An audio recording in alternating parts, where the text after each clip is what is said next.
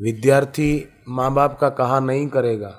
आजकल तो कई विद्यार्थी अपने माता पिता के पैर भी नहीं छूते हैं। अगर प्रणाम भी करेंगे तो घुटने छू लेते हैं, बस पैरों पर हाथ नहीं रखते। तो अपने माता पिता को रोज प्रणाम करने की, पैर छूने की आदत डालो विद्यार्थी।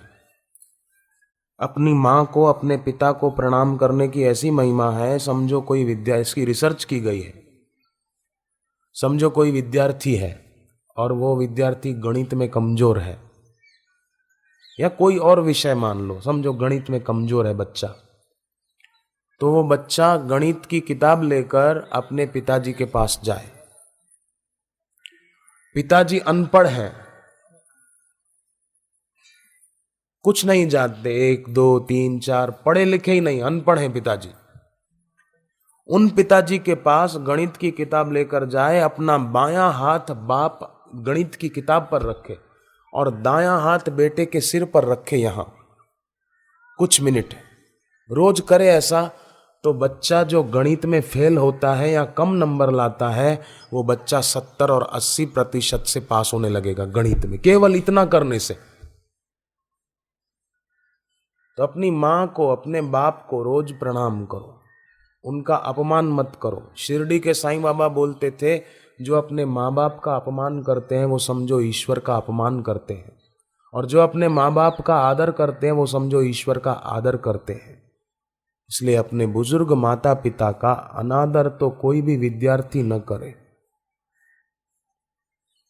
भूलो सभी को तुम, मगर माँ बाप को भूलना नहीं।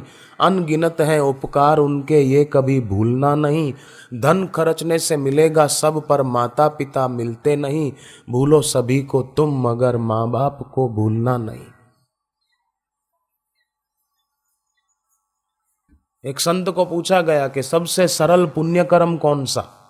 बोले अपने घर के बुजुर्गों की, माता पिता की, दादा दादी की सेवा करना, ये सबसे सरल पुण्य कर्म है।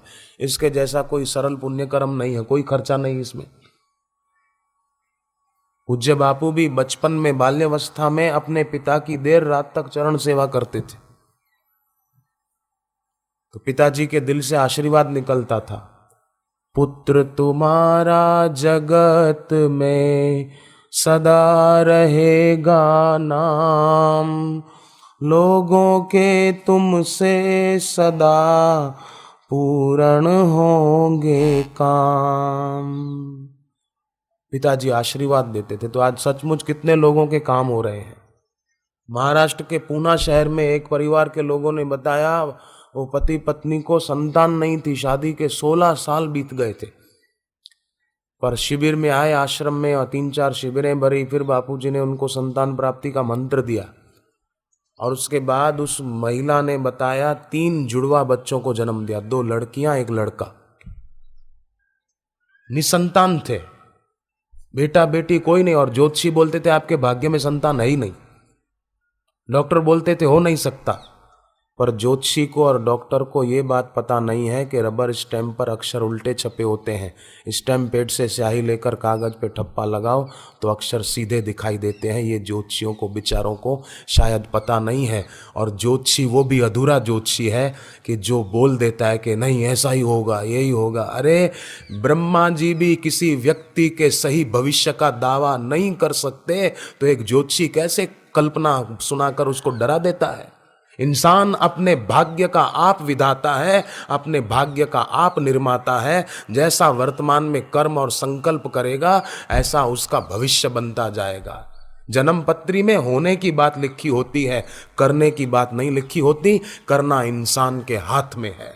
आत्मविश्वासी अगर कोई व्यक्ति है, तो आत्मविश्वासी भाग्य को अपने पुरुषार्थ का दास बना लेता है। आत्मविश्वासी भाग्य के भरोसे बैठा नहीं रहता।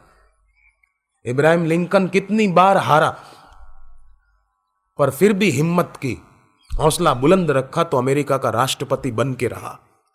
थॉमस अल्वा एडिसन जब बचपन में पढ़ता था, तो शिक्षक ने थप्पड़ मार के स्कूल से निकाल दिया था बाहर, अपमान करके, और हाथ में चिट्ठी दे दी थी कि खबरदार जो कल से स्कूल में आए तो। उसकी मां के नाम चिट्ठी लिखी थी, और एडिसन ने अपनी मां को चिट्ठी दी कि शिक्षक ने कहा है कल से स्कूल नहीं आना, तू मंद बुद्धि का विद्यार्थी है, तू क्या पढ़ेगा लिखेगा और पास होगा, तेरे पीछे मेहनत करना बेकार है।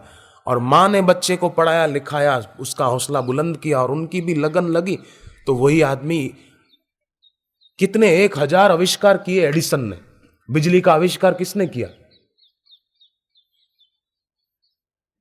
तो विद्यार्थी अपनी शक्तियों को कुंठित न करें, विद्यार्थी अपनी शक्तियों को जगाएं। हनुमान जी अपनी शक्तियों को भूल गए थे, तो जामवंत जी ने हनुमान जी को उनकी शक्तियों की याद दिलाई। कैसे याद दिलाई पता है? जामवंत जी ने हनुमान जी को कहा, पवन तनय बल पवन समाना, बुद्धि विवेक विज्ञान निधाना, कवन सो काज कठिन जग माही, जो नहीं हो ही तात तुम पाही। हे पवन पुत्र हनुमान, आप में पवन के समान बल है, आप बुद्धि विवेक और विज्ञान के खजाने हो। ऐसा कौन सा कठिन काम है इस जग में जो आपसे हो नहीं सकता। राम काज लगी तब अवतारा, राम काज के लिए आपका अवतार हुआ है। तो सुनत ही भयउ पर्वताकारा, सुनते ही हनुमान जी पर्वताकार हो गए। सिंहनाद करी बारही बारा, बार बार सिंह की तरह हनुमान जी गर्जना करने लगे। लीलहि नांगहूं जल निधि खारा, मैं ये विशाल समुद्र खेल खेल में लांग जाऊंगा। और अगर लंका में सीता जी मुझे नहीं मिली खोजने पर, तो पूरी लंका जो त्रिकूट पर्वत पर बसी हुई है, मैं उस पूरे पहाड़ को उखाड़ कर ले आऊंगा, पूरी लंका नगरी को उठाकर इधर ले आऊंगा, अगर सीता जी का पता नहीं चला तो। पहले तो चुपचाप बैठे थे, पर जामवंत जी ने शक्तियों की याद दिला दी, तो हनुमान जी ने कैसा चमत्कार करके दिखाया। पर छलांग लगाने से पहले बार बार रघुवीर संभारी, तरके उपवन तनय बल भारी, जही गिरी चरण देई हनुमंता, चले उसोगा पाताल तुरंता। बार बार हनुमान जी ने भगवान का सुमिरन किया। तो हनुमान जी ने प्रेरणा दी है कि आप भी कोई बड़ा कार्य संपन्न करना चाहते हो निर्विघ्न, तो पहले भगवान का सुमिरन जरूर करो, भगवान का नाम जप जरूर करो। विद्यार्थी भी भगवान नाम जप जरूर करें, रोज सूर्य नारायण को जल दें गायत्री मंत्र बोलकर, विद्यार्थी तेजस्वी होंगे। विद्यार्थी थोड़ा मौन रखें दिन में 1-2 घंटा वाणी का। आजकल लोग मोबाइल फोन तो बहुत रखते हैं, मौन नहीं रखते। जब से मोबाइल फोन आए तब से खर्चा भी बढ़ गया। फोन तो बहुत लोग रखते हैं पर मौन नहीं रखते। मौन रखें तो फायदा बहुत होगा। फोन रखने से फायदा तो ठीक कुछ रुपयों का हो जाएगा, चलो व्यापारी लोग रखें, उनको जरूरी है बेचारों को अपने काम धंधे के लिए रखना, ठीक है, कोई बुरा नहीं है मोबाइल फोन रखना, पर मौन भी रखना चाहिए। मौन रखें। गीता में मौन को भगवान ने अपनी विभूति बताया है। दिन में 1 घंटा 2 घंटा जितना समय अनुकूल हो मौन रखें। महात्मा गांधी जी हर सोमवार को मौन रखते थे। आज सोमवार है, हर सोमवार को मौन रखते और उस दिन ज्यादा काम कर पाते थे। अधिक बेमतलब की बातें बोलने से वाणी का ह्रास होता है, और वाणी का ह्रास माने बुद्धि का ह्रास, बुद्धि शक्ति का ह्रास। इसलिए फालतू बातों में समय न बिगाड़े। एक पति पत्नी बातें कर रहे थे, उनका संवाद विवाद में बदल गया। तो एक बूढ़े दादा वहां सामने से गुजर रहे थे, बोले भाई क्यों लड़ रहे हो, आपका आवाज बाहर आ रहा है, क्या बात है? तो माई बोली कि मेरे पति को समझाओ, मैं कह रही हूं बेटे को डॉक्टर बनाएंगे, पर ये जिद लेकर बैठे हैं कि नहीं बेटे को वकील बनाएंगे। तो बूढ़े बुजुर्ग ने कहा कि आप दोनों लड़ो नहीं, वो लड़के को बुलाओ, उसकी क्या इच्छा है। उसकी इच्छा अगर डॉक्टर बनने की है तो उसको MBBS का कोर्स कराओ, उसकी इच्छा अगर वकील बनने की तो LLB का कोर्स कराओ। तुम दोनों आपस में क्यों लड़ रहे हो? जल्दी उस लड़के को बुलाओ, उसको पूछते हैं। अब पति पत्नी दोनों एक साथ बोल पड़े कि दादा अभी तो लड़के का जन्म ही नहीं हुआ है, अभी तो मेहमान आने वाला है। अरे तो अभी से क्यों लड़ रहे हो? बोले हम तो प्लान बना रहे हैं अभी से कि उसको डॉक्टर बनाएंगे कि वकील बनाएंगे। तो अब समय बिगाड़ रहे हैं लोग। कई लोग मैच देखते, टीवी के आगे बैठ जाते हैं, हाँ इसने इतने रन बनाए, इसने इतने रन बनाए, पर तुमने कितने बनाए जरा ये भी तो देखो ना। तुमने कितना भगवान का नाम जप किया ये देखो। समय बिगाड़ते हैं लोग, सारा दिन देखते रहे। काम धंधे वाले ने काम धंधा छोड़ा, बच्चों ने पढ़ाई छोड़ी, किसी शिक्षक ने शौकीन ने पढ़ाना छोड़ा, और शाम को मिला क्या कि फलाना जीता फलाना हारा, बस इतना ही मिला। क्या फायदा हुआ? समय बिगड़ गया हमारा। और समय कितना कीमती है। रुपयों को तिजोरी में रख सकते हैं, समय को तिजोरी में नहीं रख सकते। समय तो बीता ही चला जाता है। 1 घंटे में 900 श्वास खर्च हो जाते हैं, 1 घंटे में।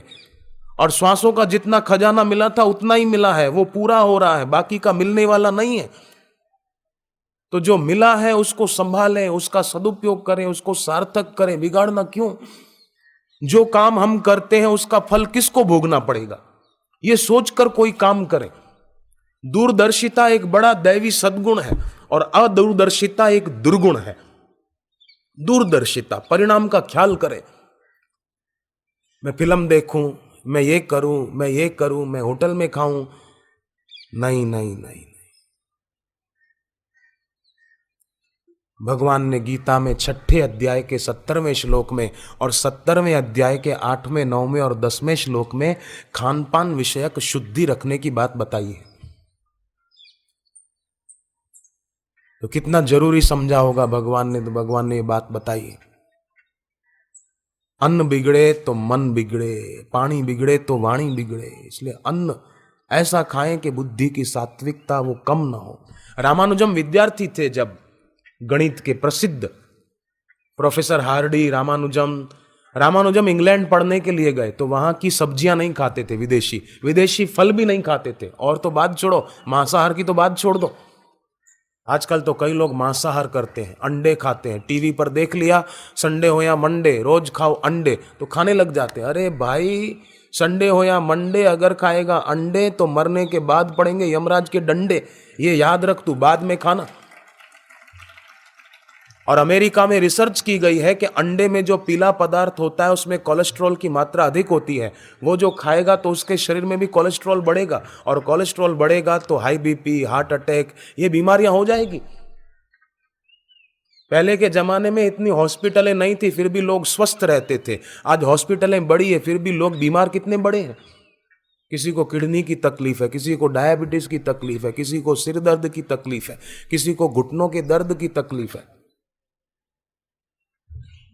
पर अपनी गौशालाएं हैं, राजस्थान में निवाई में है, कोटा में है, रतलाम मध्य प्रदेश में है, लुधियाना पंजाब में बड़ी बड़ी हजारों गायें हैं, देसी गाय हैं। वहां पर गाय के जरण से अर्क बनता है। गायों के लिए चंदा वसूली नहीं करते। और ऐसा भी नहीं कि वो सब गायें दूध देती है तो उससे पैसा खूब आता है, ऐसा भी नहीं है। वो तो गाय कत्ल खाने भिजवाई जा रही थी, पर बापूजी की प्रेरणा से वो गाय रुकवाई गई, ट्रकें रोककर गाय उतारी और गौशाला का निर्माण हुआ। तो वहां गाय के जरण से अर्क बनता है। वो गोजरण अर्क लोग पीते हैं अगर खाली पेट पानी में मिलाकर, तो उनकी किडनी बढ़िया हो जाती। लीवर खराब हो तो लीवर अच्छा होने लगता है। इंदौर के एक डॉक्टर ने तो बताया कि उसको डायबिटीज की बीमारी थी, पर गोजरण अर्क पीने से डायबिटीज मिट गई। गोजरण अर्क इतना गुणकारी है। अगर किसी को तकलीफ हो, गठिया रोग की तकलीफ हो, जोड़ों के दर्द की तकलीफ हो, तो सुबह खाली पेट पानी में मिलाकर पिए तो उसको बहुत फायदा। मकराना राजस्थान में ही है। मकराना हमारा सत्संग था तो वहाँ एक परिवार के लोग आए, उन्होंने बताया हमारी माता जी को 20 साल से गठिया रोग था, चल नहीं पाती थी, 2 व्यक्तियों का सहारा लेकर चलती थी। पर हमने उसको गोजरण अर्क पिलाया और थोड़े प्राणायाम सिखाए बापू जी ने, जैसे सत्संग में सिखाए, तो हमारे माता जी अब अपने आप अपना काम कर लेती है, खुद चलती फिरती है। 20 साल पुराना गठिया रोग माता जी का मिट गया। गोजरण अर्क पीती थी। पर आजकल लोग चाय पीते हैं सुबह उठकर। वो जमाना था लोग सुबह नींद में से उठते थे तो बोलते थे कराग्रे वसते लक्ष्मी, कर मध्य सरस्वती, कर मूले तू गोविंदम, प्रभाते कर दर्शनम। भगवान की कृपा, सरस्वती माने विद्या और लक्ष्मी, ये सदैव मेरे साथ रहेंगे, ऐसा संकल्प करके दोनों हाथ अपने मुंह पर घुमाते थे। पर आजकल फिल्मों का जमाना ऐसा आया, कराग्रे वसते लक्ष्मी भूल गए। कराग्रे वसते ब्रेडम, कर मध्य बिस्किटम, कर मूले चाय पात्रम, प्रभाते कप दर्शनम। चाय के कप के दर्शन करते हैं, ब्रेड और बिस्किट का मुंह देखते हैं पहले उठकर। भगवान का दर्शन बाद में करेंगे, पहले चाय के कप का दर्शन कर लें। दुर्गा माता के दर्शन बाद में करेंगे मंदिर में, पहले चाय माता के दर्शन हो जाए बस। नहीं, सुबह भगवान के नाम का जप किया जाए, फिर सूरज उदय हुआ तो सूर्य को जल दिया जाए, उसके पहले मुंह झूठा न किया जाए, तो ऐसे आदमी के घर से लक्ष्मी कभी जाती नहीं है। ऐसे आदमी के घर पे बरकत खूब बढ़ती जाती है। महाराष्ट्र के पूना शहर में बापूजी का सत्संग था पिछले महीने में, जनवरी में। तो एक परिवार के लोगों ने मुझे बताया कि हमने सत्संग सुना पिछली बार जब बापूजी पूना पधारे थे और दीक्षा ली। भगवान का नाम बापूजी दीक्षा में देते हैं। तो वो लोग जप करने लगे, उन्होंने बताया। तो बोले जप हम जल्दी उठकर करने लगे। अपने हाथ से पहले ज्योत प्रगटाते, दिया जला देते, और दिया जलाते समय सत्संग में सुन लिया था कि क्या बोलना चाहिए।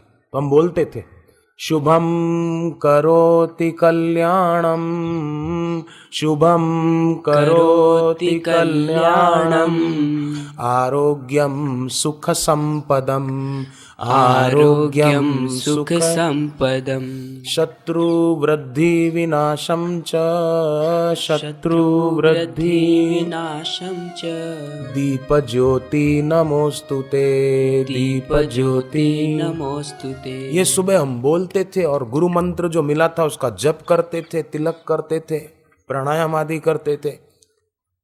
और बापूजी ने सत्संग में बताया था कि रोज दोपहर को भोजन से पहले जो भगवत गीता का 15वां अध्याय पाठ करके फिर भोजन करते हैं, उनके घर पे बरकत बढ़ती है, दरिद्रता दूर होती है। तो हम वो भी करते थे। बोले पहले 10 लाख रुपए का कर्जा था हमारे सिर पर, अभी 10 पाई का भी नहीं है, हम एकदम आनंद में हैं। नांदेड़ महाराष्ट्र में एक परिवार के लोगों ने बताया, बोले हमारे सिर पे 25 लाख का कर्जा था, पर सत्संग से, भगवान नाम जप से और सत्संग में जो हम सुनते हैं वैसा करने से अभी हमारे सिर पे 25 रुपए का भी कर्जा नहीं है। भक्ति जिसके दिल में है, भगवान राम का वचन है कि भक्ति सब सुखों की खान है। भगवान का नाम, तुलसीदास जी ने कहा है, राम नाम कली अभिमत दाता, हित परलोक लोक पितु माता। इस लोक में और परलोक में भगवान के नाम के द्वारा हित होता है। तुलसीदास जी ने तो भगवान के नाम की खूब महिमा गाई। नाम गरीब अनेक नवाजे, भगवान के नाम ने कई गरीबों को नवाजा है, माने कृपा की है। नाम गरीब अनेक निवाजे, लोक वेद वर विरुद्ध विराजे। इसलिए हम भी भगवान का नाम खूब जपे। हरि हरि गाए जा, बिगड़ी बनाए जा, नाम एक प्यारा है, जीवन सहारा है। हरि हरि गाए जा, भगवान का नाम खूब खूब आदर पूर्वक जपे। दास जी ने तो कहा, सादर सुमिरन जे नर करही, भव बारिधि गोपद इव तरही। आदर से जो भगवान नाम जपते हैं वो संसार सागर को ऐसे पार कर जाते हैं जैसे गाय के खुर को कोई पार कर जाए। कीचड़ में गाय का पैर पड़ा हो तो उसको लांघने में कितनी देर लगेगी, कितना परिश्रम पड़ेगा, यूं पार कर जाते हैं। ऐसा नाम जप करने वाला पार हो जाता है दुखों से, कष्टों से।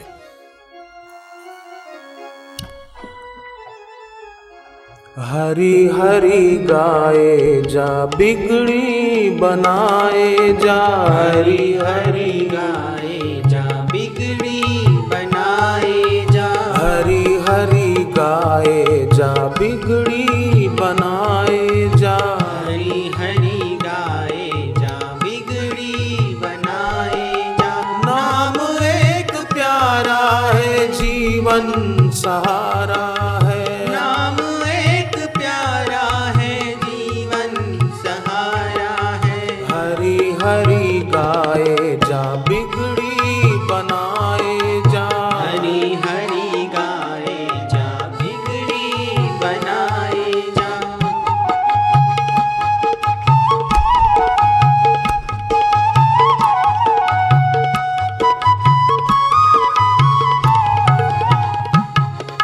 सच्चा खजाना तो गुरु दर से मिलता है। सच्चा खजाना तो गुरुदर से मिलता है। गुरुवर की कृपा से जीवन ये खिलता है। गुरुवर की कृपा से जीवन ये खिलता है। गुरु सेवा करता जा, ध्यान उनका धरता जा। गुरु सेवा करता जा, ध्यान उनका धरता जा। नाम एक प्यारा है, जीवन सहारा है। नाम एक प्यारा है,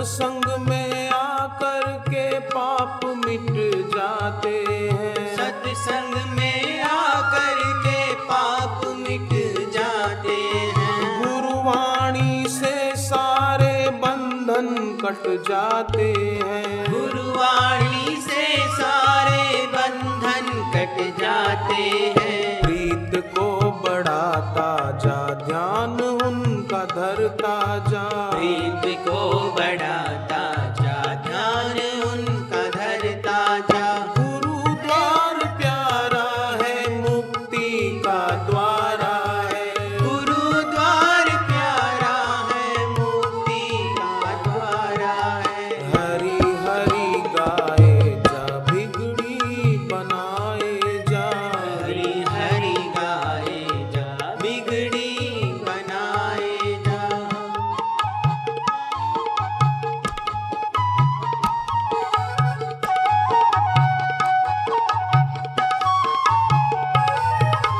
जीवन का अंधियारा मिटे गुरु ज्ञान से। जीवन का अंधियारा मिटे गुरु ज्ञान से। सच्ची शांति मिलती है गुरुवर के ध्यान से। सच्ची शांति मिलती है गुरुवर के ध्यान से। लगन तू लगाता जा, दोषों को भगाता जा। लगन तू लगाता जा, दोष को भगाता जा। हरि नाम प्यारा है, जीवन सहारा है। हरि नाम प्यारा है, जीवन सहारा है। हरि हरि गाए जा, बिगड़ी बनाए जा। हरि हरि गाए जा, बिगड़ी बनाए जा। हरि हरि गाए जा, बिगड़ी बनाए जा। हरि हरि गाए जा, बिगड़ी बनाए जा।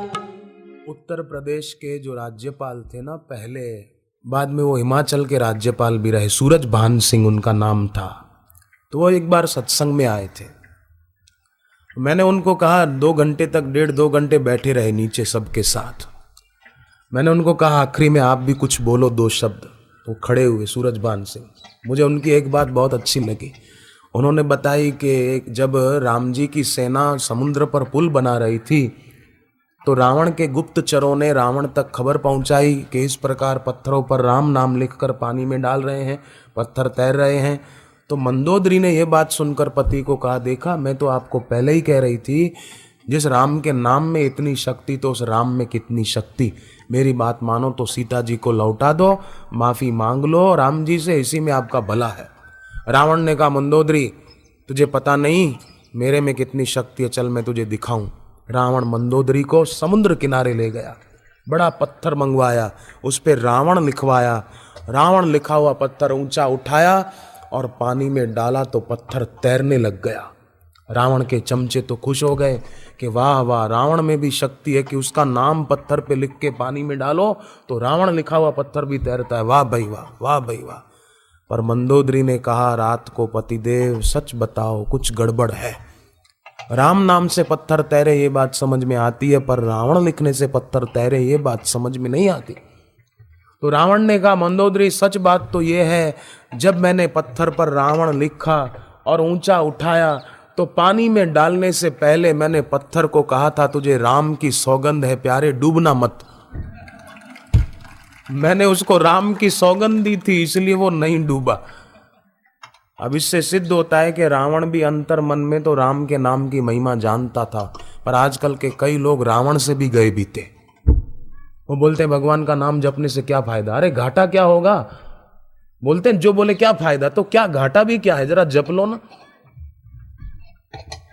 5 साल का बच्चा ध्रुव कितना लगन से जप करता था, ओम नमो भगवते वासुदेवाय, ओम नमो भगवते वासुदेवाय, ओम नमो भगवते वासुदेवाय, ओम नमो भगवते वासुदेवाय। भगवान का नाम ही सार है भाई।